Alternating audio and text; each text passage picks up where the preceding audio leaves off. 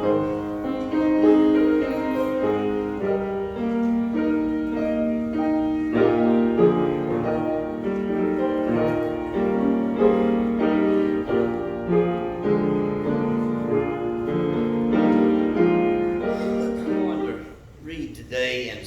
Kings chapter 3. 2 Kings chapter 3.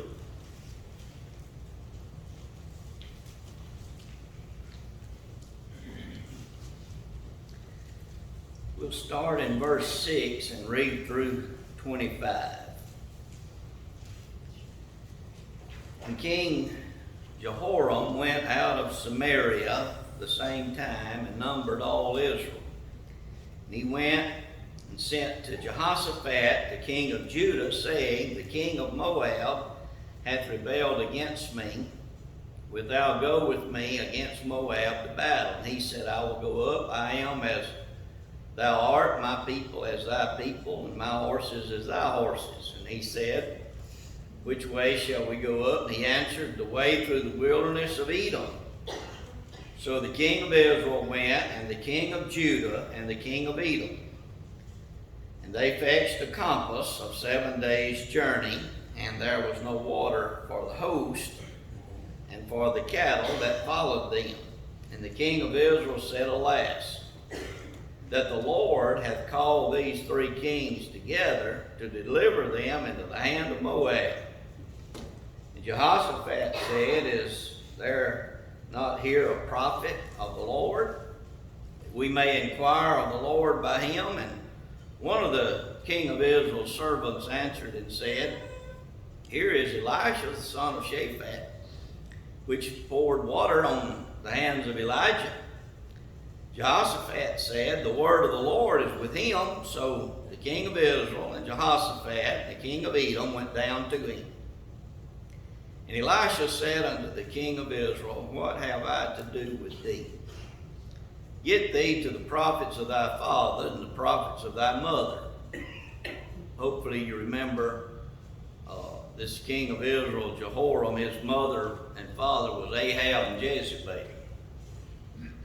And the king of Israel said unto him, Nay, for the Lord hath called these 3 kings, talking about him and Jehoshaphat and king of Edom, together to deliver them into the hand of Moab. And Elisha said, As the Lord of hosts liveth, before whom I stand, surely were it not that I had regard the presence of Jehoshaphat, the king of Judah, I would not look toward thee nor see thee. But now bring me a minstrel. And it came to pass, when the minstrel played, that the hand of the Lord came upon him, and he said, Thus saith the Lord, Make this valley full of ditches.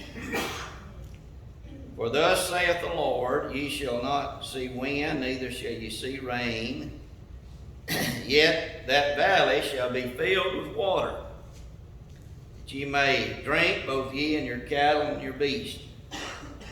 This is but a light thing in the sight of the Lord. He will deliver the Moabites also into your hand.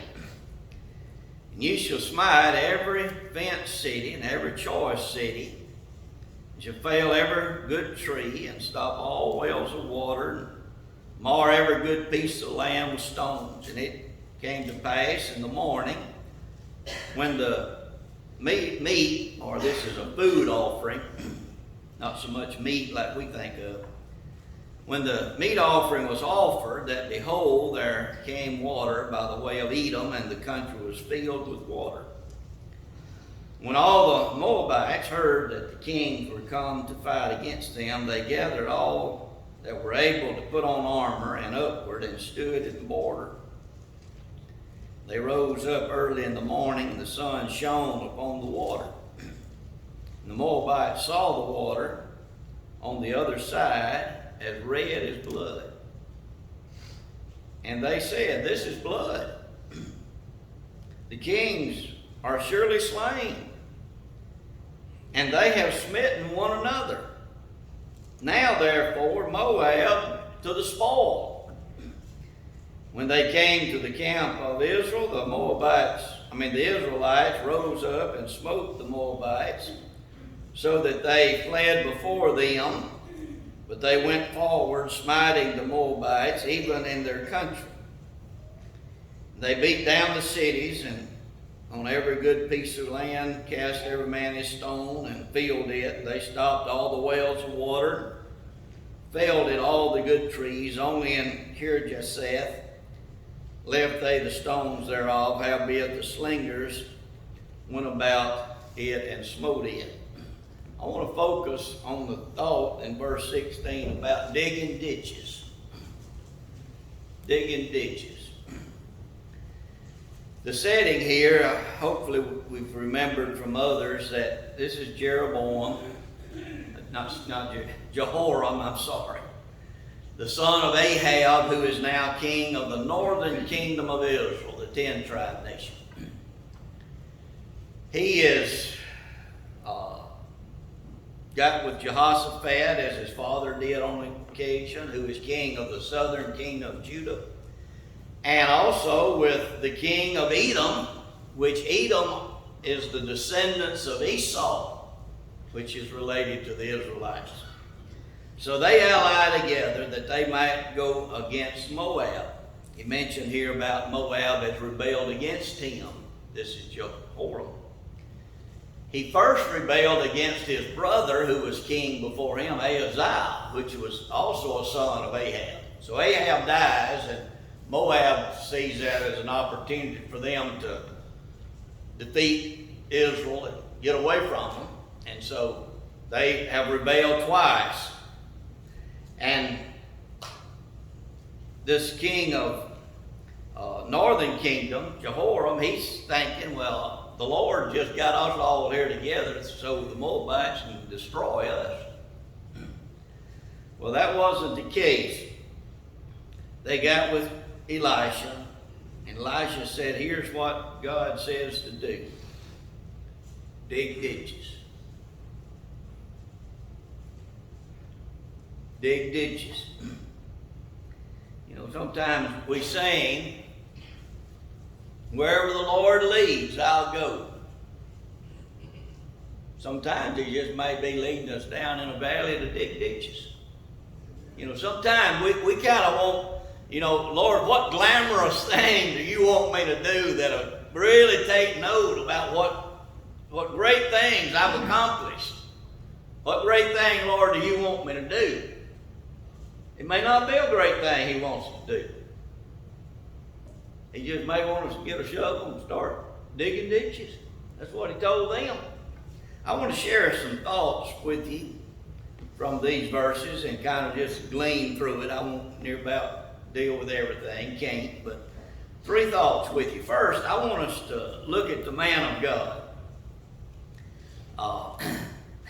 He had a comment for Jehoram, the son of Ahab. He remembered his mother and daddy, Ahab and Jezebel, and all the trouble they had with and gave Elisha. Remember, Elijah and Elisha were together, and so they had given Elijah a lot of trouble. And so he basically says, listen, if Jehoshaphat wasn't here, I wouldn't even be here to talk to you. He knew what kind of man he was. But what I want to zero in on about this man of God, Elisha, is the world will try to weaken your faith. In verse 10, here's what the world says. This is a Jehoram, king of Israel.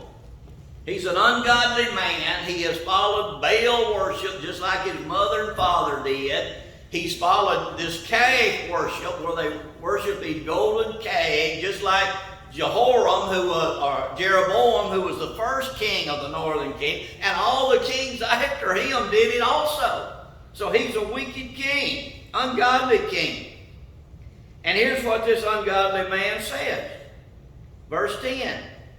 Alas, the Lord hath called these 3 kings, talking about himself, Jehoshaphat, and Edom. They've called them together to deliver them in the hand of Moab. In other words, when he thinks about God, he thinks about something bad's going to happen. God's going to do something bad to you. Do we think like that today?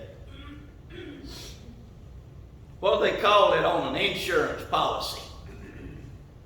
When something unusually bad happens that you wasn't planning on, you remember what they call that?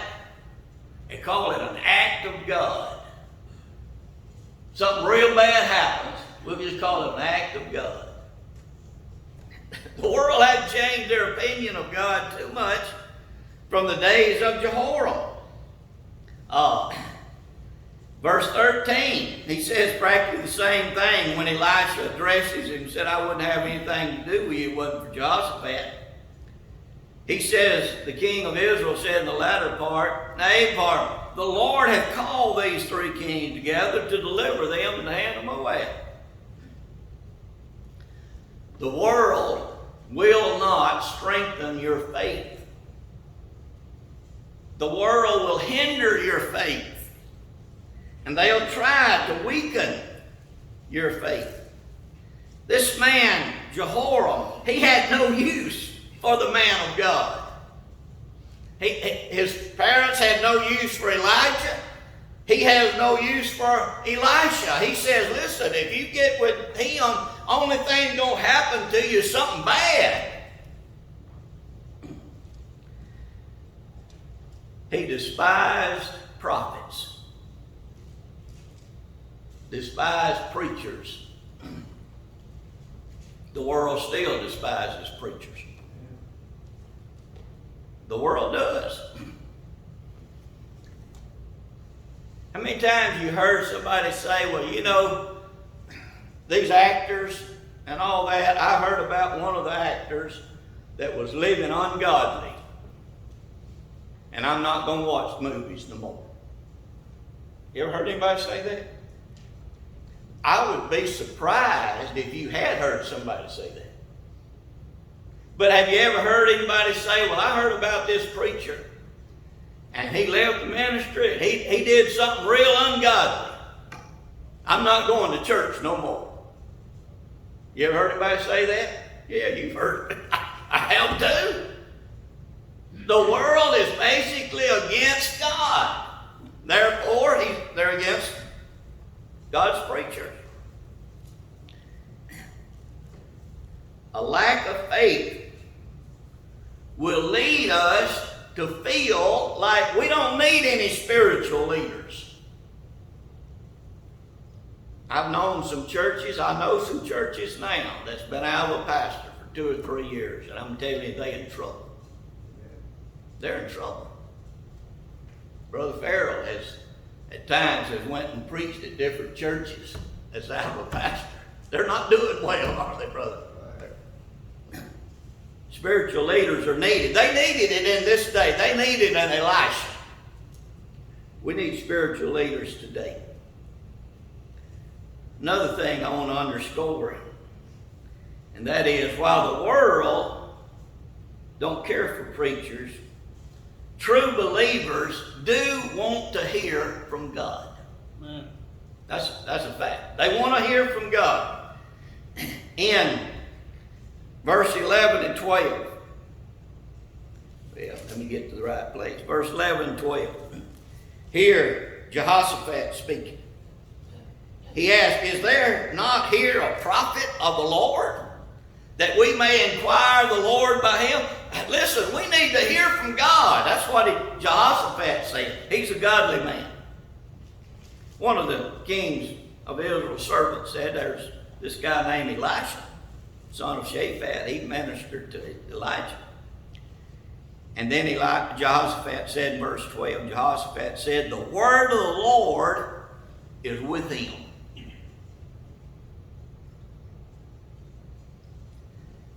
In 1 John 4 and 6, John said this, we are of God. He that knoweth God heareth us. People that are of God, people that's on the Lord's side, they want to hear what God has to say. And I'll be honest with you, sometimes us preachers get carried away, and we probably spend more time talking about us and our experiences and all that. But the bottom line is, what people needs to hear is what God says. They need to hear from God. true believers want to hear from God. Let me share a second thought. And that's the message from God. What was that message that they wanted to hear? Needed to hear? Well, one part of it was, if you dig, then you'll have water. Look at verse 16, 17. I like it. He said, thus saith the Lord, make this valley full of ditches. For thus saith the Lord, ye shall not see wind, neither shall ye see rain.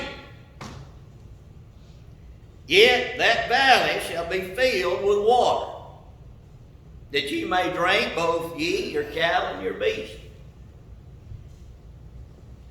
You mean you want us to dig ditches and it's not going to rain? We're supposed to get water by digging ditches and it not raining. Well, what would most people feel like? Well, I'm not going to waste my time digging ditches. But who told them to do this? God did. God's the one that gave the instructions. The need, God said the need is for diggers. Remember, somebody told one time that a preacher preached about people dedicating themselves to the service of the Lord, and there's always something we can do, and we ought to dedicate ourselves to it. And said it during the invitation, somebody come forward and said, preacher, I want to dedicate myself in some advisory capacity. Now, don't need advisory capacity. We need diggers. That's what they needed on this occasion. And it's interesting, he didn't say, I want you to dig wells. Now, to us, that would have made sense. You know, dig wells. I mean, Isaac did. Abraham, they dug wells. But he didn't say dig wells. He said dig ditches. Just dig ditches. Maybe it was to emphasize the fact that we are not the source of what's needed. We're just the channel for what's needed. We're not the well of water that people need. You know, sometimes we think, well, boy, I'm the answer to people's problems. You're not the answer. We may end up being a channel that God can use for them to get the answer. We're not the answer. We're not a well of water. We're just a ditch. And until God puts the water in the ditch, that's all we are, just a ditch. It's good to remember that, I think. All they needed was folks to dig ditches. They didn't need somebody to supervise it. They didn't need somebody to give you some instructions on how to dig. All the instruction was dig ditches. Just simply obey God and dig. What God was telling them to do, for one thing, was hard work. You can find a whole lot of jobs a lot easier than digging ditches. But he said dig. It wasn't a glamorous job. There was no authority in it like, boy, I've got this great position now. It wasn't that. It was just digging ditches. You didn't even have to have a special calling to do this job. All you had to have was a shovel. Just dig ditches. Over the years, and I'm going to just talk about preachers for a second, but I've heard some preachers who, they didn't do certain things because God didn't call them. I've heard some say that God didn't call me to mow yards, God called me to preach. I'm going to tell you, that's a lame excuse. You know, sometimes the grass goes up and somebody needs to mow the grass. Sometimes the septic tank gets messed up and somebody's got to get there and work on it. Work on it. I don't care if you've been to college or if you hadn't been to college. None of us are too good to dig ditches, to do the menial labor. And when we start thinking, well, that's beneath me, we have got ourselves too high. We need to read this scripture about what God said. He said, dig ditches. That's important. To be willing to just dig ditches. I want to note another thing in the message. He said, if you'll fight, then you'll win. But it won't be like you think, but you will win. If you fight. Now, their fighting was actually after Moab was already defeated, basically. But they did have to fight. Listen to verse 18 and 19. And this is, he's talking about when he fills that water, those ditches up with water, without it raining. And this is but a light thing in the sight of the Lord.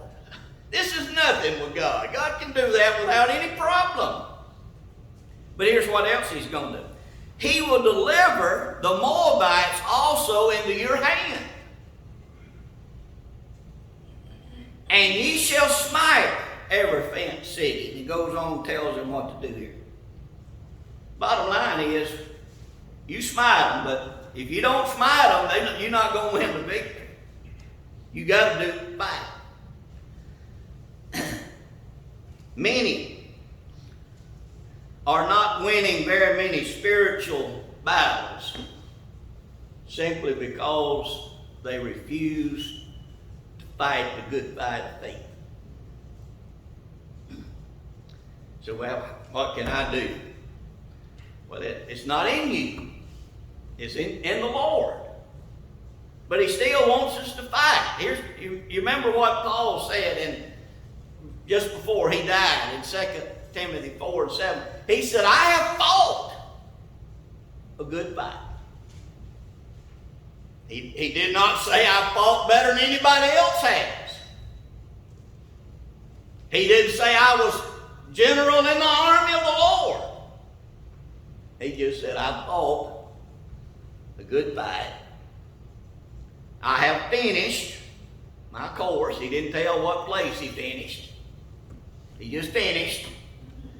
I've kept the faith. He didn't say I kept it better than Peter did. I just kept the faith. No comparisons. This is a good thought that we have in this scripture, I think. If you dig, you'll get water. If you fight, you'll win the battle. Let me mention the last thing. And that's the mightiness of God. Not only was God mighty in putting water in those ditches, but he was mighty in also defeating Moabites. When did God respond and give them the victory? Look at verse 20. And it came to pass in the morning when the meat offering was offered. What are we talking about here? Well, I know one thing we're talking about. We're talking about worship. And again, this meat offering was not actually an animal sacrifice. The others were the animal sacrifice. If you read this over in Leviticus and all, this meat offering was more like a meal offering or a food offering that was offered with the animal sacrifices. But it did involve their worship. So they were to do that. When this is done, that behold, there came water by the way of Edom, and the country was filled with water. So that's the first part.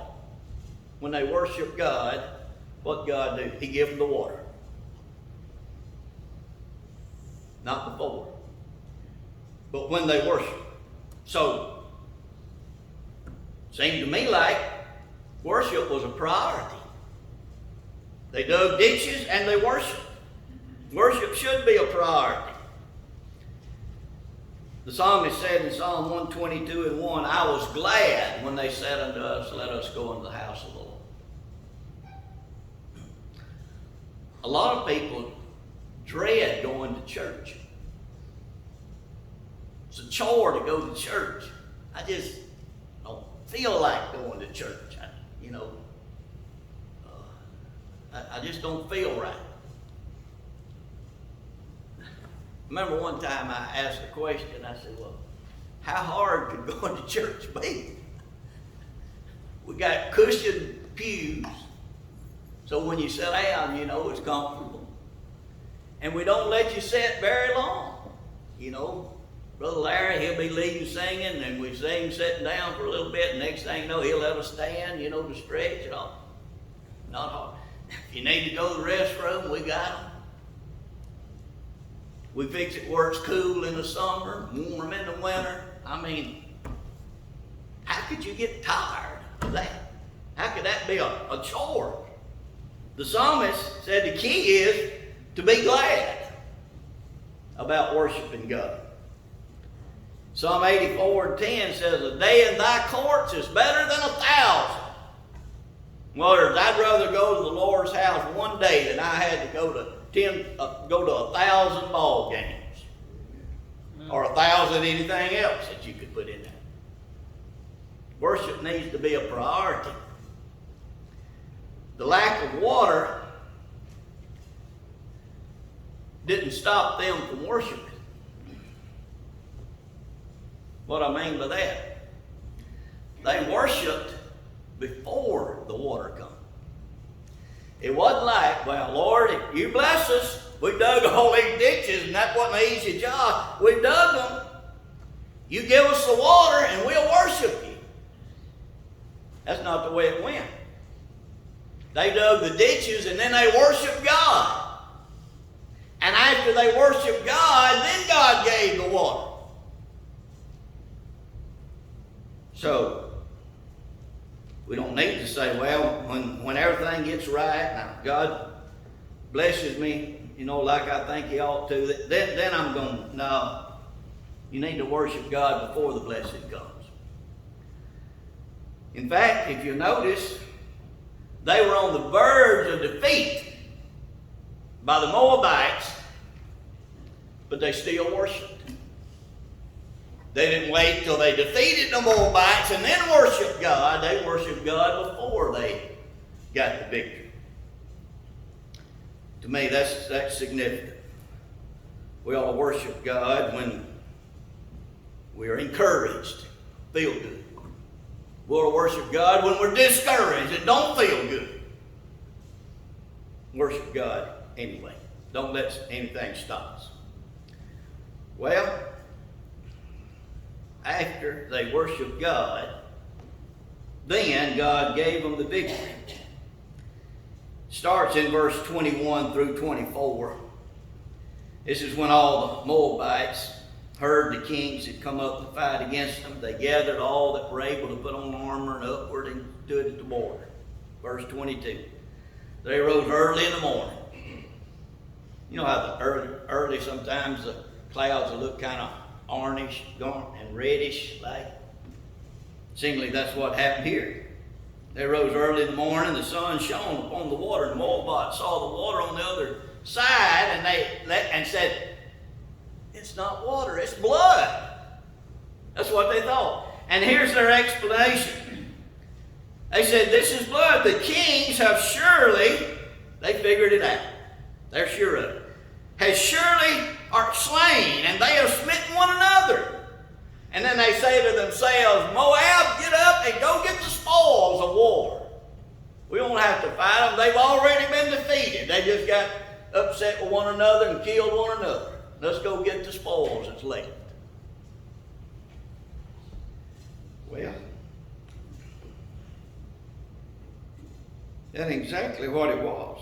Appeared to be like that to Moab, but it was at verse 24. When they came to the camp of Israel, the Israelites rose up, smote the Moabites. So they fled before them. Victory. How did they get this victory? Boy, we might say, boy, they were sure lucky, wasn't they? That Moab just thought they saw that was blood. And there's a God that has his hand working. There's a God in heaven, the Bible tells us that, but that God in heaven also is active here on earth. God caused the redness to appear. He's the one that made them think that was blood. God's the one that gave them the victory.